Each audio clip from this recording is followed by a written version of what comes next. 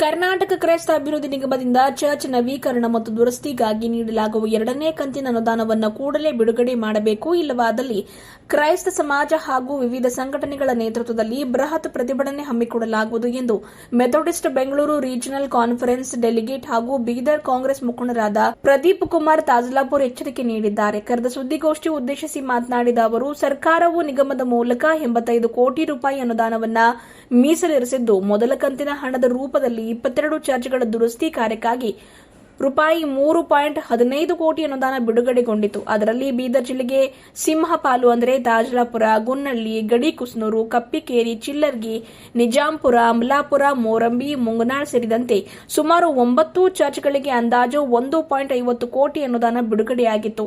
ಹಣ ಬಿಡುಗಡೆಯಾದ ಬಳಿಕ ಚರ್ಚ್ಗಳ ಕಾಮಗಾರಿಯೇನೋ ಆರಂಭವಾಗಿತ್ತು. ಆದರೆ 2025ರಿಂದ 26ನೇ ಸಾಲಿನ 2ನೇ ಕಂತಿನ ಅನುದಾನವನ್ನು ಇದುವರೆಗೂ ಬಿಡುಗಡೆ ಮಾಡದ ಕಾರಣ ಕಾಮಗಾರಿಗಳು ಅರ್ಧಕ್ಕೆ ನಿಂತಿವೆ.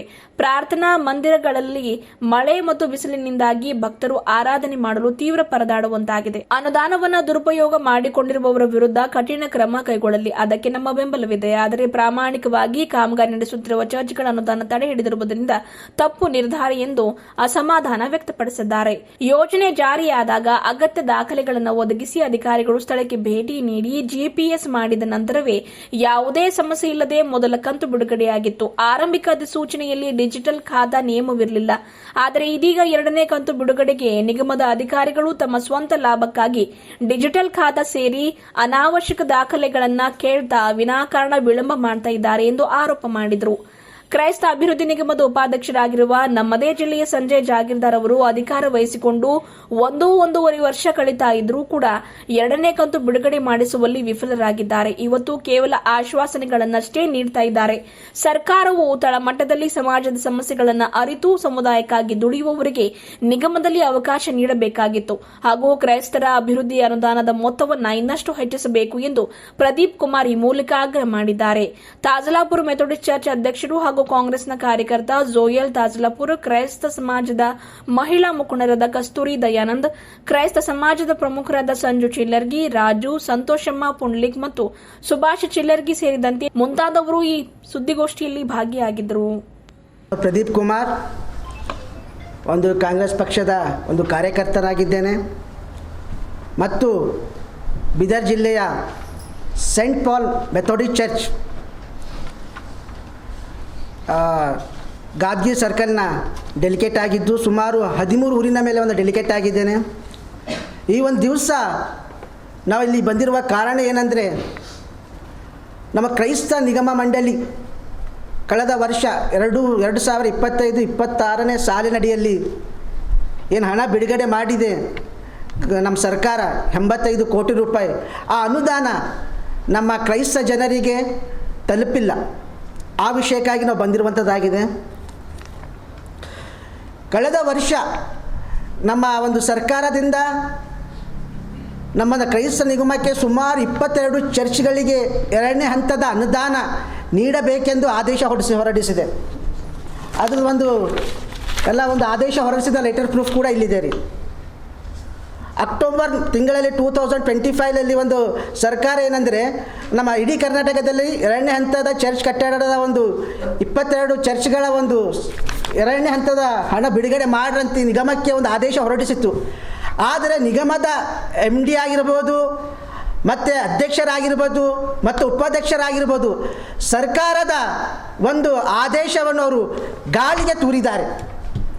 ಸರ್ಕಾರ ಒಂದು 22 ಚರ್ಚ್ಗಳಿಗೆ ನೀವು ಹಣ ಕೊಡ್ರಿ ಅಂತ ಅವರು ಏನು ಆದೇಶ ಮಾಡಿತ್ತು, ಆ ಆದೇಶವನ್ನು ಅವರು ಗಾಳಿಗೆ ತೂರಿದ ಕಾರಣ ನಾವೊಂದು ಸರ್ಕಾರವು, ಕಾಂಗ್ರೆಸ್ ಪಕ್ಷವು ಮತ್ತು ಸರ್ಕಾರವು ಅವರ ಮೇಲೆ ಒಂದು ಕಠಿಣ ಕ್ರಮ ಕೈಗೊಳ್ಕೋಬೇಕಂತ ಅವರಲ್ಲಿ ಕೇಳಿಕೊಳ್ಳುತ್ತೇನೆ.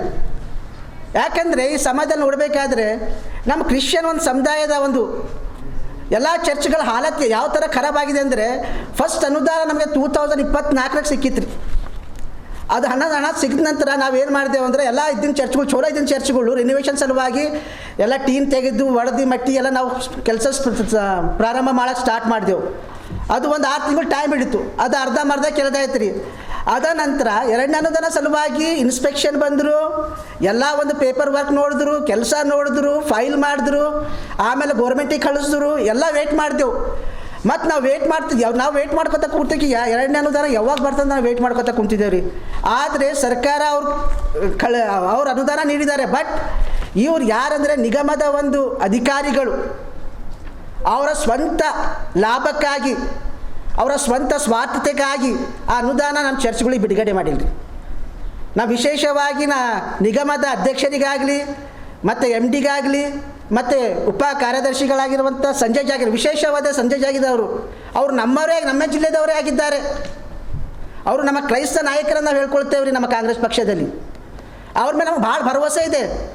ಅವ್ರು ಕಳೆದ ವರ್ಷ ಒಂದು ಈ ಪದವಿಯಲ್ಲಿ ಬಂದಿದ್ರು, ಒಂದು ಏನಂದರೆ ಉಪಾಧ್ಯಕ್ಷರು ಒಂದು ಪದವಿ ತಗೊಂಡು ಬಂದು ಆಫೀಸ್ ಬಿ ಬಂದರು. ನಾ ಖಾವುಂಗಾ ನಾ ಖಾನೆ ದೂಂಗ ಎಂಬ ಒಂದು ಮಾತಾಡಿದ್ದಾರೆ ರೀ ಅವರು. ನಾ ಖಾವುಂಗಾ ನಾ ಖಾನೆ ದೂಂಗ ಎಂಬ ಮಾತುಗಳು ದೊಡ್ಡ ದೊಡ್ಡ ಭಾಷಣಗಳು ಹೇಳಿದ್ರು ಅವರೆಲ್ಲ.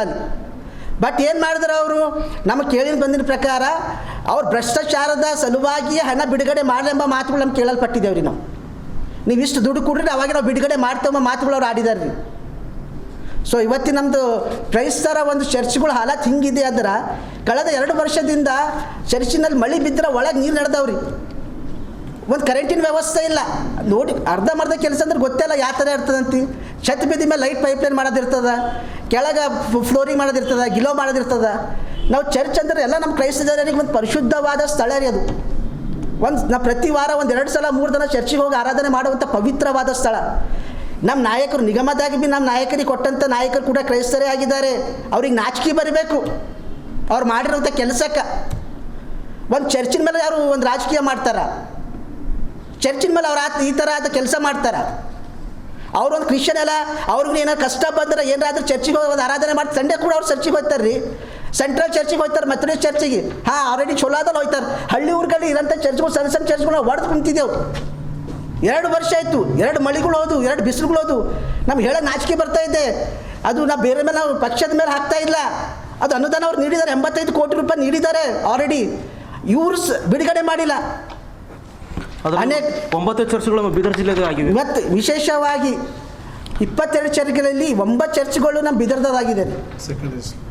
ಅದರಲ್ಲಿ ಗುರುನಳ್ಳಿ ಚರ್ಚ್ ಒಂದಿದೆ, ಚಾಂಬಾಳ್ ಚರ್ಚ್ ಇದೆ, ಕಪ್ಪೆಗೆರಿ ಚರ್ಚು, ಚಿಲ್ಲಿರ್ಗಿ ಸಮುದಾಯ ಭವನ ಇದೆ, ನಿರ್ಜಾಂಪುರ್ ಚರ್ಚ್ ಇದೆ, ಅಲ್ಲಂಪುರ್ ಚರ್ಚ್ ಇದೆ, ಮತ್ತು ನಮ್ಮ ತಾದ್ಲಾಪುರ್ ಚರ್ಚ್ ರೀ. ಇವು ಅನಾದಾನಗಳು ಬಂದ ನಾವು ಎಷ್ಟೋ ಸಲ ಪತ್ರಗಳು ಕೊಟ್ಟಿದ್ದೇವ್ರಿ, ಎಷ್ಟುಗಳು ದೂರುಗಳು ಕೊಟ್ಟಿದ್ದೇವ್ರಿ. ಇಲ್ಲ ಬಂದಿಲ್ಲ, ಅದು ಬಂದಿಲ್ಲ, ಇದು ಬಂದಿಲ್ಲ ಅಂತ ಹೇಳ್ತಾ ಇದ್ದಾರೆ. ಸೊ ನಾ ಪಕ್ಷದ ಎಲ್ಲ ಒಂದು ಸೀನಿಯರ್ ಕೂಡ ನಾ ಹೇಳೋಕೆ ಏನು ಇಷ್ಟಪಡ್ತೇನೆ ಅಂದರೆ, ಪಕ್ಷದಲ್ಲಿ ನೀವು ಯಾರಿಗೆ ಏನಾದರೂ ಹುದ್ದೆ ಕೊಡಬೇಕಾದ್ರೆ ಸರ್ ಯೋಚನೆ ಮಾಡಿಕೊಡ್ರಿ. ಸಮುದಾಯಕ್ಕಾಗಿ ಯಾರು ದುಡಿತಾರೆ, ಸಮುದಾಯ ಬಗ್ಗೆ ಯಾರಿಗೆ ಕಾಳಜಿ ಇರುತ್ತೆ, ಕ್ರೈಸ್ತರಿಗಾಗಿ ಕ್ರೈಸ್ತ ನಿಗಮದ ಕ್ರೈಸ್ತರಿಗಾಗಿ ಕೊಡ್ತಾ ಇದ್ದೀರಿ, ಅದು ಸೌಲಭ್ಯ ಅವ್ರಿಗೆ ತಲುಪುತ್ತಾ ಇದೆಯಲ್ಲ, ಅದೆಲ್ಲ ಯೋಚನೆ ಮಾಡೋಂಥ ಜನರಿಗೆ ನೀವು ಕಾರ್ಯಕರ್ತರಿಗೆ ಅವ್ರ ಪದವಿಗಳು ಕೊಡ್ರಿ. ಇಂಥ ನಾಲಾಯಕಗಳಿಗೆ ನೀವು ಪದವಿಗಳು ಕೊಡ್ಲಕ್ಕೆ ಹೋಗ್ಬೇಡ್ರಿ. ಯಾಕಂದ್ರೆ ಇಂಥರ ಸಲುವಾಗಿ ನಮ್ಮದೇ ನಾಚಿಕೆ ಬರ್ತಾ ಇದ್ದಾರೆ. ನಾ ಹೇಳ್ಕೊಳ್ಬೇಕಂದ್ರೆ ಬಂದು ದೊಡ್ಡ ಒಂದು ಆಶ್ವಾಸನೆಗಳು ಕೊಟ್ಟರು. ನಾ ಬಂದ ಮೇಲೆ ಅದು ಮಾಡ್ತೆ, ನಾ ಬಂದ ಮೇಲೆ ಇದು ಮಾಡ್ತೆ, ಪ್ರತಿಯೊಂದು ಚರ್ಚಿನ ಆಶ್ವಾಸನೆ ಕೊಟ್ಟರು. ಬಟ್ ಇಲ್ಲಿ ತನಕ ಒಂದು ಕೂಡ ಕೆಲಸ ಮಾಡಿಲ್ಲ ರೀ ಅವ್ರು. ಒಂದು ಕೂಡ ಕೆಲಸ ಮಾಡಿಲ್ಲ ಅವ್ರು. ನೀವು ಕೇಳ್ರಿ ಅವ್ರಿಗೆ, ನೀವು ಕೇಳಿ ಏನು ಕೆಲಸ ಮಾಡ್ಯಾರ.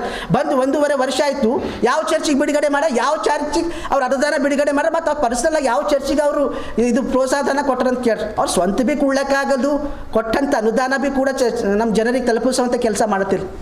ಅನುದಾನ ಯಾರ್ದು ಬಿ ಒಂದು ಸ್ವತ್ತಲ್ಲ ರೀ, ಸರ್ಕಾರದ ಬಂದಂಥ ನಮ್ಮ ಜನರಿಗೆ ಬಂದಂಥ ಅನುದಾನ ಇದೆ ಅದು. ಸೊ ಅದಕ್ಕಾಗಿ ನಾನು ಹೇಳೋದೇನೆಂದರೆ, ಮುಂದೆ ಬರುವಂಥ ದಿನಮಾನಗಳಲ್ಲಿ ಕೂಡ ಪಕ್ಷಕ್ಕೂ ಕೂಡ ಒಂದು ಹೇಳೋಕ್ಕೆ ಏನು ಇಷ್ಟಪಡ್ತೀನಿ ಅಂದರೆ, ನೀವು ಯಾವುದೇ ಒಂದು ಅಧಿಕಾರ ಕೊಡಬೇಕಾದ್ರೆ ಸ್ವಲ್ಪ ನೋಡಿ ಮಟ್ಟಿ ಕೊಡ್ರಿ. ಕ್ರೈಸ್ತ ಸಮಾಜದಲ್ಲಿ ಅನೇಕ ಒಂದು ಕಾರ್ಯಕರ್ತರಿದ್ದಾರೆ, ಗ್ರೌಂಡ್ ಲೆವೆಲ್ದಲ್ಲಿ ಕೆಲಸ ಮಾಡುವಂಥ ಕಾರ್ಯಕರ್ತರು, ಜನರ ಹಿತಕ್ಕಾಗಿ ಕಾರ್ಯ ಮಾಡೋರಿದ್ದಾರೆ. ಅಂಥವ್ರಿಗೆ ಆರಿಸ್ಕೊಂಡು ಮತ್ತು ಜನರ ಹಿತಕ್ಕಾಗಿ ಕೆಲಸ ಮಾಡಿ ಅವ್ರ ನಡುವೆ ಇರೋಂಥವ್ರಿಗೆ ನೀವೊಂದು ಸ್ಥಾನಮಾನಗಳು ಕೊಡಬೇಕಂತ ತಮ್ಮಲ್ಲಿ ಕೇಳ್ಕೊಳ್ತಾನೆ. ಅದರಿಂದಾಗಿ ಪಕ್ಷಕ್ಕೆ ಕೂಡ ಒಂದು ಬಲ ಬರುತ್ತೆ ರೀ. ಇವ್ರಿಗೆ ಶಿಫಾರಸು ಮೇಲೆ ಸಿಗೋಂಥ ಅಧಿಕಾರದ ಮೇಲೆ ಬೆಲೆ ಇರಲ್ಲ ಅವ್ರಿಗೆ ಅದು ಬೆಲೆನೇ ಇಲ್ಲ. ಏನಾದ್ರು ಅಧಿಕಾರಿಯಾಗ ಬಂದರು ಕುಂತರು ಫೋಟೋ ಇಳಿಸ್ಕೊಂಡ್ರು ಹೋದರು, ಅಂಥದ್ದು ನಡೆಯಲ್ದು. ವಿಶೇಷವಾಗಿ ಅವ್ರ ಪಕ್ಷಕ್ಕೂ ದ್ರೋಹ ಬಗ್ದಿದ್ದಾರೆ, ನಮ್ಮ ಕ್ರೈಸ್ತ ಸಮಾಜಕ್ಕೂ ದ್ರೋಹ ಬಗ್ದಿದ್ದಾರೆ. ಅಲ್ಲಿ ನಾ ಹೇಳ್ಬೇಕಂದ್ರೆ ನನಗೆ ದುಃಖ ಆಗ್ಲತ್ತಿದೆ ರೀ. ಮಳೆ ಬಂದ್ರೆ ಒಳಗೆ ನೀರು ಬರ್ತಾವ, ನಾಯಿಗಳು ಒಳಗೆ ಕೂಳತ್ತಾವ. ಇದು ಭಾಳ ಫೋಟೋಗಳು ನೋಡ್ಲಿಕ್ಕೆ ಯಾವ ರೀತಿಯಾದ ಒಂದು ಪರಿಸ್ಥಿತಿ ಬಂದದಂತ ನಮ್ಮಲ್ಲಿ, ಯಾವ ರೀತಿಯಾದ ಪರಿಸ್ಥಿತಿಗಳು ಬಂದವ. 2 ವರ್ಷದಿಂದ ಹೆಂಗೆ ಕೂಡಬೇಕು, ಹೆಂಗೆ ಆರಾಧನೆ ಮಾಡಬೇಕು, ಅದು ಒಂದು ಪವಿತ್ರವಾದ ಸ್ಥಳ ರೀ ನಮ್ಮದು, ನಮ್ಮ ಕ್ರಿಶ್ಚಿಯನ್ದವರಿಗೆ. ಅದು ಅವ್ರು ತಿಳ್ಕೊಬೇಕು. ಕಾಮಗಾರಿ ಅರ್ಧಕ್ಕೆ ನಿಂತಿರುವ ಒಂದು ಫೋಟೋ ಪ್ರೂಫ್ ಕಾರಣ ನಾಯಿ ನರಿಗಳು ಒಳಗಡೆ ಬಂದು ಕುಳಿತಿವೆ. ಪ್ರಾರ್ಥನೆಯ ಸ್ಥಳ ಅಂದರೆ ಒಂದು ಪರಿಶುದ್ಧವಾದ ಸ್ಥಳ, ಪವಿತ್ರವಾದ ಸ್ಥಳ, ಅಲ್ಲಿ ಹೋಗಿ ಪ್ರಾರ್ಥನೆ ಮಾಡುವಂಥ ಆಟ ಆಡುವಂಥ ಒಂದು ಕಾರ್ಯವಾಗಿದೆ. ಅಲ್ಲದೆ ಅದರಲ್ಲಿ ಯೋಜನೆಯನ್ನು ದುರುಪಯೋಗ ಮಾಡಿಕೊಳ್ಳುತ್ತಿದ್ದಾರೆ ಎಂಬ ಸುದ್ದಿ ಕೂಡ ಬಂದಿತ್ತು. ಅದರ ವಿಷಯವಾಗಿ ಕೂಡ ನಾವು ಮಾತಾಡ್ತೇವೆ. ಏನಂದರೆ ಯಾರು ಅದನ್ನು ದುರುಪಯೋಗ ಮಾಡಿದ್ದಾರೆ, ಯಾರು ಮೊದಲನೇ ಹಂತದ ಅನುದಾನವನ್ನು ತೆಗೆದುಕೊಂಡು ಇನ್ನೂ ಕಾಮಗಾರಿ ಪ್ರಾರಂಭ ಮಾಡಿಲ್ಲ, ಅಂಥವರ ವಿರುದ್ಧ ನೀವು ಕಠಿಣವಾದ ಕ್ರಮವನ್ನು ಕೈಗೊಳ್ಳಿರಿ. ನಾವು ಅದಕ್ಕೆ ಒಪ್ಪುತ್ತೇವೆ. ನಾವೊಂದು ಕಾಮಗಾರಿ ಮಾಡಿದ್ದೇವೆ, ಅಧಿಕಾರಿಗಳು ಒಂದು ಸ್ಥಳಕ್ಕೆ ಬಂದು GPS ಮುಖಾಂತರ ಪರಿಶೀಲನೆ ಮಾಡಿದ್ದಾರೆ, ಎಲ್ಲ ಕರೆಕ್ಟಾಗಿ ಆಗಿದ್ದರೂ ಕೂಡ ಎರಡನೇ ಹಂತದ ಅನುದಾನವನ್ನು ತಾವು ಯಾಕೆ ಬಿಡುಗಡೆ ಮಾಡ್ತಿಲ್ಲ? ಅನುದಾನವು ಯಾರ ಸ್ವತ್ತಲ್ಲ, ಸರ್ಕಾರ ಕೊಡುವಂಥ ಅನುದಾನವು ನೀವು ತಮ್ಮ ಸ್ವಂತ ಮನಸ್ಸು ಬಂದಂತೆ ಯಾಕೆ ಅದರ ಜೊತೆ ನೀವು ಒಂದು ತಡೆ ಹಿಡಿಯುವ ಕೆಲಸ ಮಾಡ್ತಿದ್ದೀರಿ ಎಂದು ನಾವು ಒಂದು ನಿಗಮದ ಅಧಿಕಾರಿಗಳಿಗೆ ನಾವು ಕೇಳ್ತೇವೆ. ಅದಕ್ಕೋಸ್ಕರ ನಮ್ಮ ಮನವಿ ಇದೆ, ಏನೆಂದರೆ ಆದಷ್ಟು ಬೇಗ ತಾವು ಅದರ ಬಗ್ಗೆ ಗಮನ ಹರಿಸಿ, ವಿಶೇಷವಾಗಿ ಸರ್ಕಾರಕ್ಕೆ ನಾವು ಮನವಿ ಮಾಡುತ್ತೇವೆ, ಅದರ ಬಗ್ಗೆ ಗಮನ ಹರಿಸಿ ಆದಷ್ಟು ಬೇಗನೆ ಅನುದಾನವನ್ನು ಎರಡನೇ ಹಂತದ ಅನುದಾನವನ್ನು ಬಿಡುಗಡೆ ಮಾಡುವಲ್ಲಿ ತಾವು ಕ್ರಮ ಕೈಗೊಳ್ಳಬೇಕು. ಯಾಕಂದರೆ ಈಗ ತಿಳಿದು ನೋಡುವ ಹಾಗೆ ಮಳೆಗಾಲ ಪ್ರಾರಂಭವಾಗ್ತಿದೆ. ಈ ಮಳೆಗಾಲದಲ್ಲಿ ನಮಗೆ ಆಲಯದಲ್ಲಿ ಒಂದು ಚರ್ಚ್ನಲ್ಲಿ ಕೂಡಲು ಬಹಳ ಸಮಸ್ಯೆ ಆಗ್ತದೆ.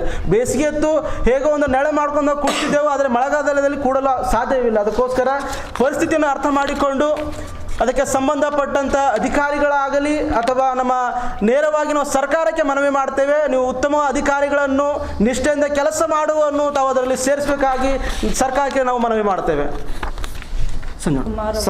ಸರ್ಕಾರ ಆದೇಶ ಮಾಡಿದ್ದು 9 ಆದೇಶ ಮಾಡಿದ್ದು ಅಮೌಂಟ್ ರಿಲೀಸ್ ಮಾಡಿ ಸರ್ಕಾರ ಆದೇಶ ಮಾಡಿ 9. ಅದ್ರ ಇನ್ನೂ ಭಾಳಷ್ಟಿವೆ. ಅವು ಅಲ್ಲೇ ಬೆಂಗಳೂರಿನಲ್ಲಿ ಆಫೀಸ್ನಲ್ಲಿ ಇವೆ ಸರ್. 22 ಇಡೀ ಕರ್ನಾಟಕದಲ್ಲಿ ರಾಜ್ಯದ ಒಟ್ಟು 22 ಫೈಲು 3,15,00,000 ಸರ್ಕಾರ ಆದೇಶ ಮಾಡಿದೆ. ಇದು ಕೂಡಲೇ ಇಮಿಡಿಯೇಟ್ ರಿಲೀಸ್ ಮಾಡಿರಿ ಅಂತೇಳಿ. ಇವತ್ತಿಗೂ ರಿಲೀಸ್ ಮಾಡ್ತಿಲ್ಲ MD ಅಧ್ಯಕ್ಷರು. ಡೀಸೆಲ್ ಖಾತಾ ಕೊಟ್ಟು ಅಂತಾರೆ ಅಷ್ಟೇ. 9 ಬೀದರ್ ಜಿಲ್ಲೆಗೆ ನೋಡ್ರಿ, ಈಗ 9 ಫೈಲ್ ಅಂತಂದ್ರೆ ಸುಮಾರು ಒಂದೂವರೆ ಕೋಟಿ ಇರ್ಬೋದು, 1.5 ಕೋಟಿ ಇರ್ಬೋದು, ಅಥವಾ 2 ಕೋಟಿ ಇರ್ಬೋದು. 3,15,00,000ದಲ್ಲಿ ಬೀದರ್ ಜಿಲ್ಲೆ ಒಂದು 2 ಕೋಟಿ ಎರಡನೇ ಕಂತಿನ ರಿಲೀಸ್ ಮಾಡೋದು ಬಂದಿದೆ. ಮೊದಲನೇ ಕಂತಿಗೆ ನೀವು ಅಪ್ಲೈ ಮಾಡಿರಲ್ಲ? ಹೌದು. ಮಾಡೋ ಟೈಮಿನಲ್ಲಿ ಡಿಜಿಟಲ್ ಖಾತಾ ಕೇಳಿಲ್ಲ? ಏನ್ ಬೇಕು ಹೇಳಿಲ್ಲ. ಡಿಜಿಟಲ್ ಖಾತಾ ಕೇಳಿ ಎರಡನೇ ಕಂತಿಗೆ ಕೇಳತ್ತಾರ ಸರ್. ಮತ್ತೆ ಅದು ಏನು ಮೊದಲನೇ ಕಂತಿಗೆ ಮಾಡಬೇಕು. ಅದು ಹೇಳಿ. ಅದೇ ಸರ್, ನಾವು ಭೀ ಅಂಬೋದೇನಂದ್ರೆ ಫಸ್ಟ್ ಭ್ರಷ್ಟಾಚಾರ ಉದ್ದೇಶ ಇರ್ಬೋದು.